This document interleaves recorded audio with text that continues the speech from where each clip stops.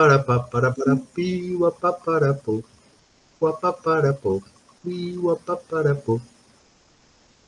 Boa noite. Olá, tudo bem? Tudo e você? Melhor agora que eu tô medicado. O que você arrumou? Acho que foi uma picada de inseto, uma aranha no cotovelo, e aí começou a necrosar, começou a fazer uns enxoto, braço completamente inchado, formigamento nas mãos, mas agora tá melhor.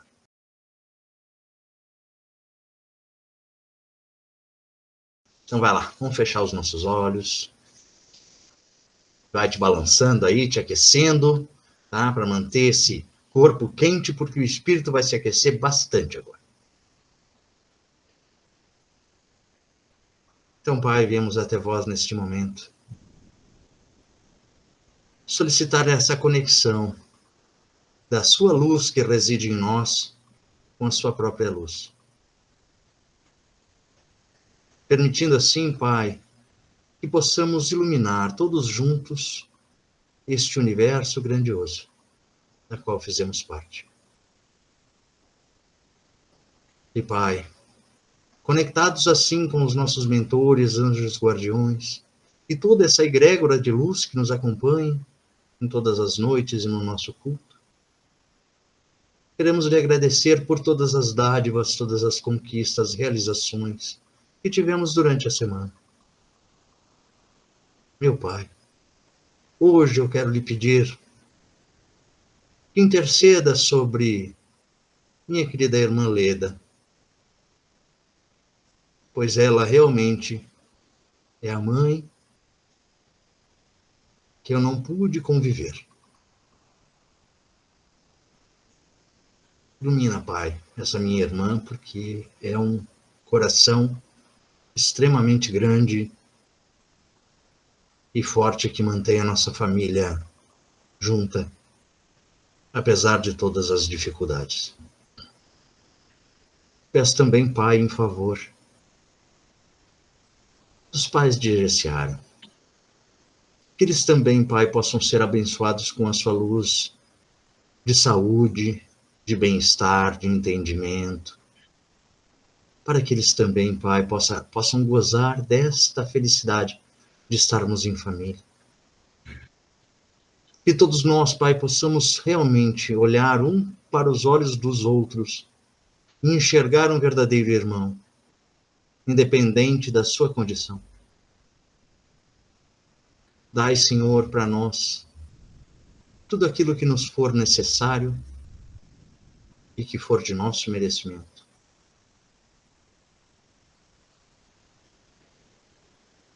Que a sua luz bendita, Pai, possa florescer em nossa mente, para que os estudos desta noite também possam abrandar as amarguras dos nossos corações e de todos aqueles que nos acompanham. Obrigado, Pai, que assim seja. Que assim seja. Vamos dar continuidade à leitura do Evangelho segundo o Espiritismo, capítulo 7, hoje item 7. Mistérios ocultos aos sábios e aos presunçosos. Então, Jesus disse essas palavras: Eu lhe rendo glória, meu Pai, Senhor do céu e da terra, por ter ocultado essas coisas aos sábios e aos presunçosos, e por tê-las revelado aos simples e aos pequeninos. Mateus 11, 15. Desculpa, 11, 25. Pode parecer estranho que Jesus renda graças a Deus por ele ter revelado essas coisas aos simples e pequeninos, que são os pobres de espírito, ocultando-as dos sábios e dos presunçosos, mais capazes, aparentemente, de compreendê-las. É preciso entender que os humildes são aqueles que se rendem diante da vontade de Deus, e não se consideram superiores a ninguém. Os orgulhosos, envaidecidos de seu saber mundano, são aqueles que se julgam donos da verdade, porque negam e tratam a Deus de igual para igual, quando não o rejeitam. É por isso que Deus deixa para eles a procura dos segredos da terra e revela os segredos dos céus aos simples e aos humildes, que se curvam diante da sua glória. O mesmo acontece hoje com grandes verdades reveladas pelo Espiritismo. Alguns incrédulos Se admiram de que os espíritos se esforcem tão pouco para convencê-los. Os espíritos procuram primeiro aqueles que buscam o conhecimento com humildade e com boa vontade.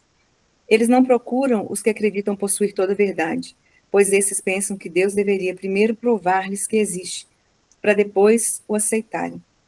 Imaginam também que Deus ficaria muito contente por recebê-los. Os incrédulos não devem se espantar se Deus e os espíritos, que são os executores da sua vontade, não se submetem às suas exigências.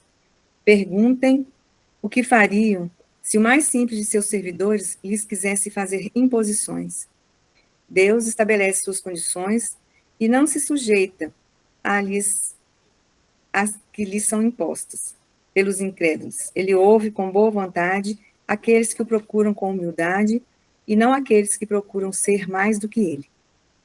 Deus não poderia mostrar aos incrédulos mais endurecidos fatos sobrenaturais diante dos quais eles se convenceriam? Sem dúvida poderia. Mas, neste caso, onde estaria o mérito dos incrédulos e para que isso serviria?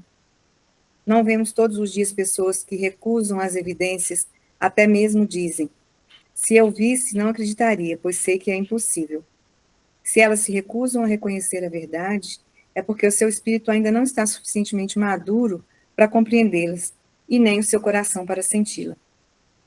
O orgulho é o véu que lhes encobre a visão. De que adiantaria mostrar luz para um cego? Em primeiro lugar, é preciso curar a causa da cegueira. É por esse motivo que, como um hábil médico, Deus corrige primeiramente o orgulho. Portanto, ele não abandona seus filhos perdidos, pois sabe que cedo ou tarde os olhos se abrirão. Mas quer que isso aconteça de vontade própria, quando vencidos pelas aflições da incredulidade, eles lhes lançarão por si mesmos em seus braços, e como filho pródigo, lhes pedirão perdão. Que assim seja. Aqui está falando, complementando bem o que a gente conversou na semana passada, né? Sobre a importância de ter humildade, de procurar dar atenção e aprender com os ensinamentos de Jesus. Tentar seguir os passos e não se render ao orgulho, achar que somos donos da verdade, que já sabemos de tudo, e querer agir de acordo com os nossos próprios entendimentos. Aqui ele fala que ele se revela primeiro aos humildes e aos pequeninos, porque eles estão prontos, estão abertos de espírito para entender e abertos de coração para sentir. Então, muito interessante quando ele coloca que o orgulho é o véu que encobre a visão. Enquanto a gente estiver cego, dominado pelo orgulho, nosso coração não está aberto para aprender e para sentir. E mesmo assim, Deus continua nos olhando de forma misericordiosa, né? Entendendo que Ele, como um bom médico, vai trabalhar em extirpar o orgulho que está dentro de nós, para que assim a gente possa abrir os olhos e enxergar realmente aquilo que precisa ser enxergado, né? E aí a gente retorna ao seio do Pai, né, ao colo do Pai, como o filho pródigo, que ele comenta no final, né? Então, enquanto que estivermos ainda enlameados no orgulho e em todas as suas facetas, a gente continuará penando, sabe? Continuará não tendo paz interior e seguindo a vida sem propósito e sem missão nenhuma. Ele respeita o nosso livre-arbítrio, né? Ele respeita o tempo de cada um de nós. Exato. Porque se ele interferisse, qual seria o nosso mérito? Nenhum, né? Nenhum. A gente tá tudo a ver, viu? Olha, e como sempre, né, Gê, sem fazer a menor menção. Sabe qual é que é o texto de hoje? É esse. Filho pródigo. Isso mesmo. Filhos pródigos é o de hoje. Então vamos lá. Do livro Pão Nosso, do Chico Xavier, né, pelo Espírito de Emmanuel, capítulo 24. Filhos pródigos. E caindo em si, disse: quantos jornaleiros de meu pai têm abundância de pão, e eu aqui pereço de fome. Está lá em Lucas, capítulo 15, versículo 17. Examinando-se a figura do filho pródigo, toda a gente idealiza um homem rico dissipando possibilidades materiais nos festins do mundo. O quadro, todavia, deve ser ampliado, abrangendo as modalidades diferentes. Os filhos pródigos não respiram somente onde se encontra o dinheiro em abundância. Acomodam-se em todos os campos da atividade humana, resvalando de posições diversas. Grandes cientistas da Terra são perdulários da inteligência, destilando venenos intelectuais, indignos da concessão de que foram aquinhoados. Artistas preciosos gastam, por vezes, inutilmente, a imaginação e a sensibilidade, através de aventuras mesquinhas, caindo, afinal, nos desvãos do relaxamento e do crime.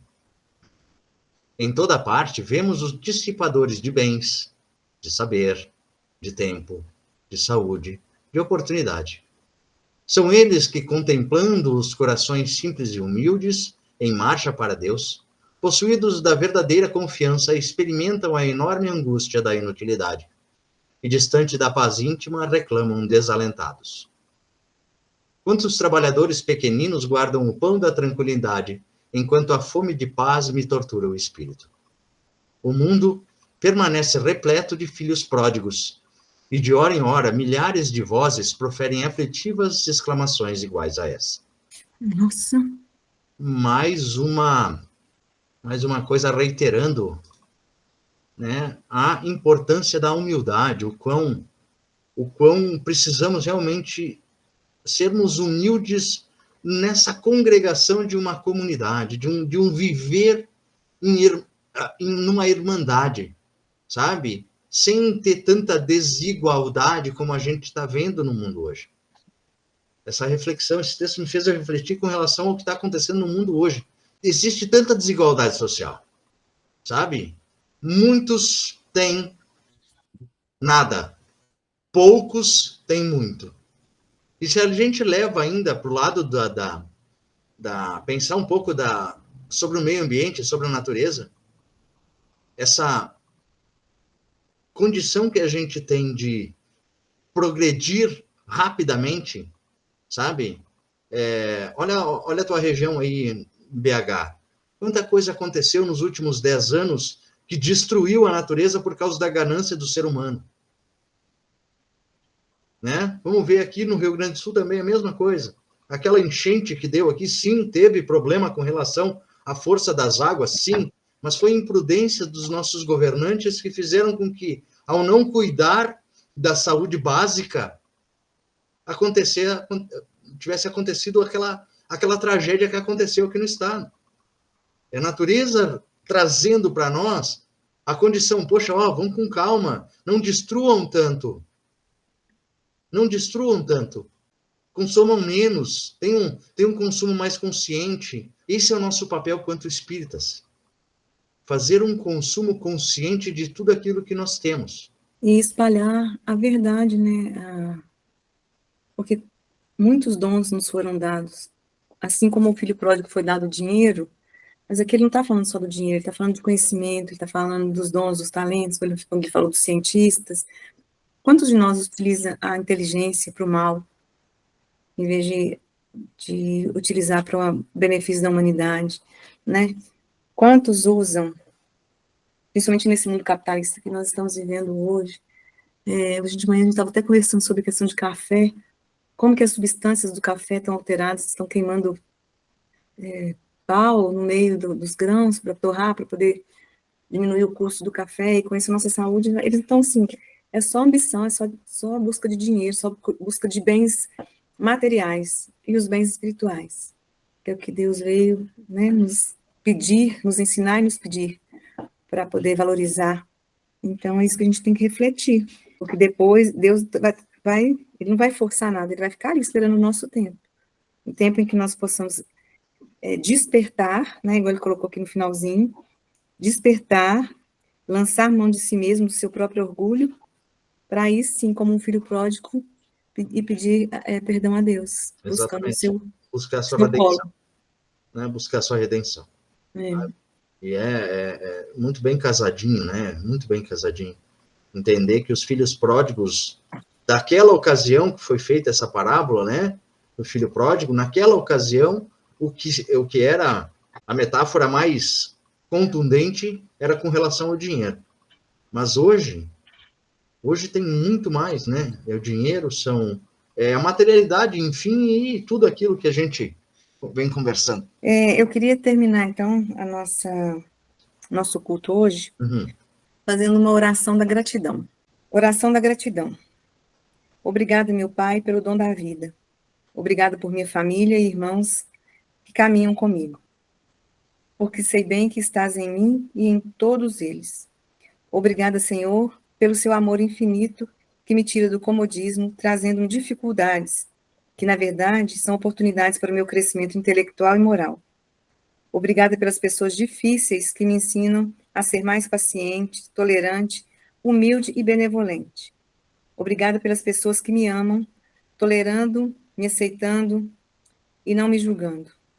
Obrigada por mais um dia de sol, de chuva, de raios, de ventos, de frio, que trazem o equilíbrio da natureza, purificando a atmosfera, queimando os miasmas produzidos pelos homens e por mim mesmo.